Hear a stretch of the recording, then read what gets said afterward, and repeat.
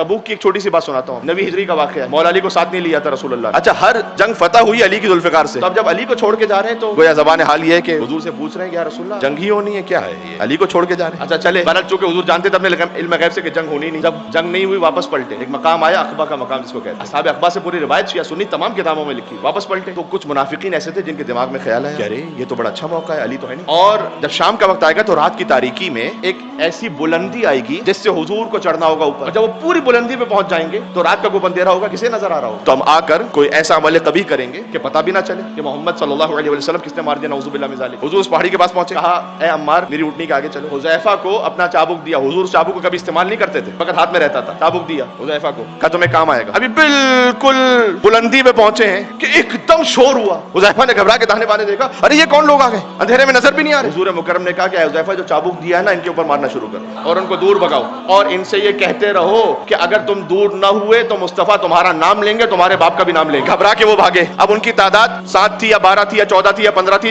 किताबों में अलग अलग है, लेकिन वो सब जैसे ही नीचे होते हुजूर मुकर्रम, या रसूल आप खैरियत से हैं? हुज़ैफा को रसूलुल्लाह ने नाम भी बतलाए, वल्यतें भी बतलाई, लेकिन ये कहा कि किसी को बतलाना नहीं है। एक हस्ती थी कि जो बार बार हुज़ैफा से पूछा करती थी कि मेरा नाम तो नहीं लिया था। तारीख में कौन है, जाके देखिएगा।